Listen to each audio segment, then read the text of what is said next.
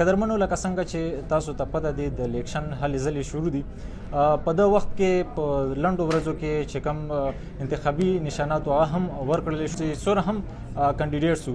قدرمنو په دغه وخت ما سره په دغه پروګرام کې چې کوم شخصیت نسته کې د NA36 نه به دوی الیکشن لړۍ د دوی نوم دی حافظ عبدالهادي.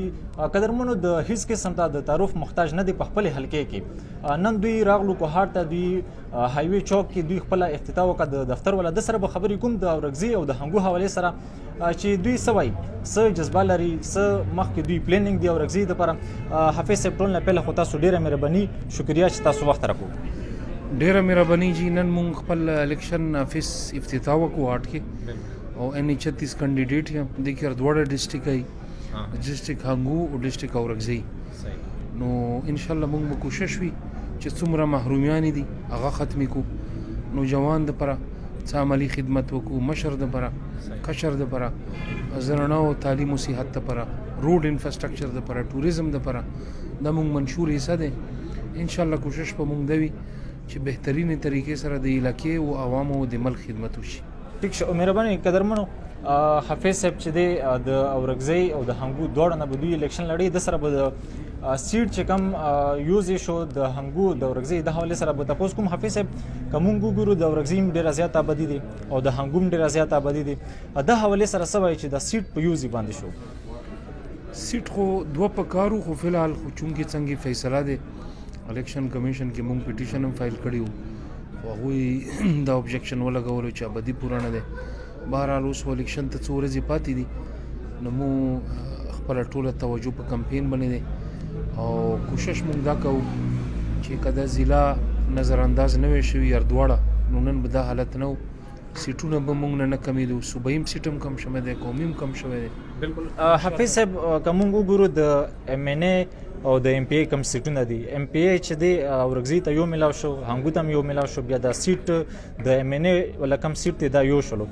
دا راته وی چې په دغه وخت کې تاسو چې الیکشن لړوي تاسو ته خو ډېرې ستونزې مخې ته رسي یا که تاسو بیا وګټیم د تاسو مخکې بیا څه پلانینګز دي اورګزي او د هنګو دواړه دپاره څه ترقیاتي کارونه په تاسو راوړئ؟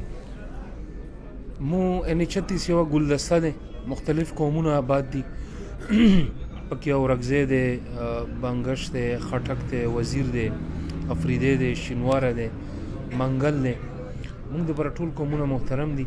د ګلدستې په شکل کې مونږ کمپین چلو، ټولو قومونو ته وخت هم ورکوو، ټولو قومونو مسایل هم واورو، والله رب العزت که موقع ورکه د کوم مونږ صحت مسلې دي، کوم مونږ ټوریزم ایجوکیشن مسلې دي، انفراستراکچر مسلې دي، ته بلا تفریق هر علاقې ته مونږ توجه ورکوو او بلا تفریق د محرومیانې به ختمو.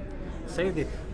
تاسو که د اوس په د وخت کې الیکشن هلې ځلې روانې دي تاسو ته به مخکې ډېر زیات تکلیف وي که مونږ وګورو د اورګزي چې کوم حالات دي چې کوم مخکې دینه حکومتونه مخکې تیر شوي د هغو ډېرې غټې غټې دعوې کولې. هغوی به ویلي چې موږ هسپتالونه جوړو، ایجوکیشن چې کومې سنټرې دي دا به کولو، یا نور دغه شی غټې غټې دعوې کولې د روډ حوالې سره. روډونه که مونږ وګورو ډېر زیات خراب دي. نو هغوی ته څه وایي دنه مخکې چې کوم خلک دي هغه دوباره بیا ودار دي الیکشن ته بیا ودار دي تاسو په مقابلې کې دي دغه شی نورو خلکو په مقابلې کې د هغوی ته څه وایي؟ زه جی د خپلو عوامو ته دا ویم مونږ مشر نوجوان باشعوره دی په ښه بد باندې پوهېږي چې د محرومیانو بدل د ظلم زیاتی بدل تاسو په ووټ شکل کې واخلئ او دې طریقې سره تاسو خپل ووټ حق طاقت استعمال کو چې سبا بیا دا تاسو ته افسوس نه کیږي چې مونږ خپل طاقت استعمال نه کو.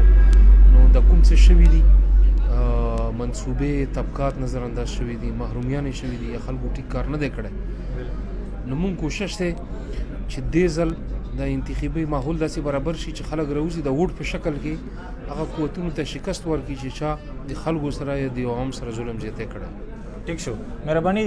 قدرمنو دا و حافظ عبدالهادي NA36 نه په دوی الیکشن لړۍ او د دوی انتخابي نشان غړیال دی. ګورو به چې د دوی چې کوم خدمات دي هغه به هم تاسو ګورئ په سکرین باندې او دینه پیله چې کوم خلک تیر شوي دي یا حکومتونه تیر شوي دي هغه هم تاسو لیدلی دي.